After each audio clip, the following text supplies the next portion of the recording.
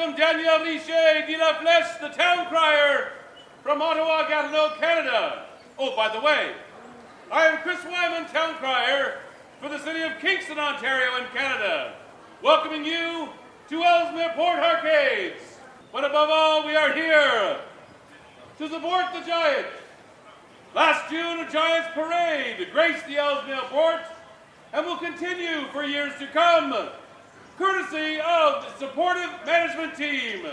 Ladies and gentlemen, gather round, Daniel Fieche de la Fleche. To support each other, it's important to help people. Because you see, a long, long time ago when there were no people, well, very few people, only us, the world was a very different place. See, for the longest of time, Grandmother Moon and Grandfather Sky were side by side. And Grandfather, who became the sun, loved Grandmother, who was the moon. And for the longest of time, Grandfather would tell Grandmother how much he loved her, how beautiful she was. And Grandmother would smile like grandmothers can. And sometimes we would feel it, because every time he said she was beautiful, every time he said she was loving and that he couldn't live without her, all these beautiful words came down, and we felt it as a warm summer wind.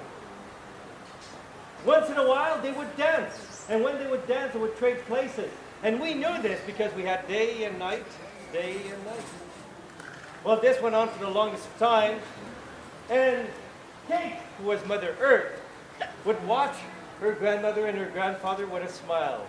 They were so happy, so she felt good. And when she met the sky, they had a lot of children. And all those children, you see them every day. We call them the stars. And Grandfather stopped telling Grandmother how beautiful she was, how much he meant to her, how loving she was. And even though she was sad, she didn't say a word, because women are like that sometimes. So Grandfather stopped saying nice things, and Grandmother stopped smiling.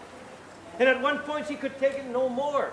And one night, when Grandfather closed his eyes just for a second, she decided to leave. And she went to the other side of the world. Now, he woke up almost immediately because he felt an emptiness in his heart.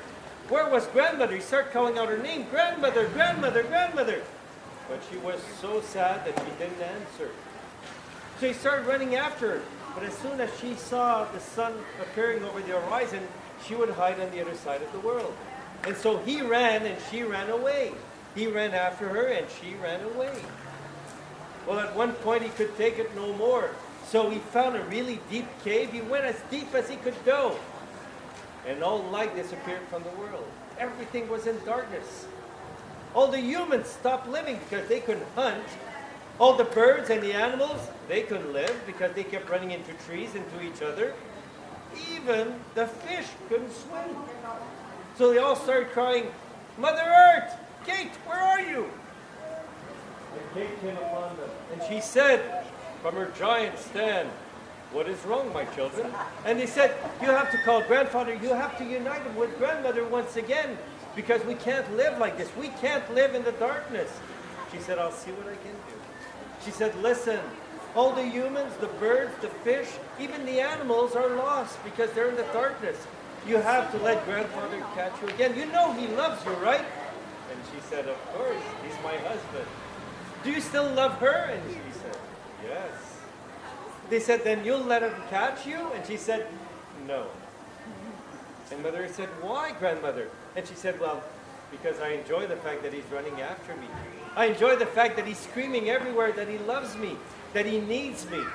So I still want him to run after me for a while. But I'll send him a few of my children and they'll tell him what's important. And they'll remind humans what is important. And you'll see, he'll come back. So she sent down a couple of thousand stars because they missed their grandfather. And they were screaming, Grandfather, Grandfather! And he came out from his cave. And when he saw all those shooting stars coming towards him, he smiled like only a son can smile. He smiled like only a grandfather can smile. And he smiled so brightly that he blinded the children, and they kept coming, and they ended up in the sea. Now, they weren't hurt, but they lost their fire, so they couldn't go back in the sky. But they were happy where they were.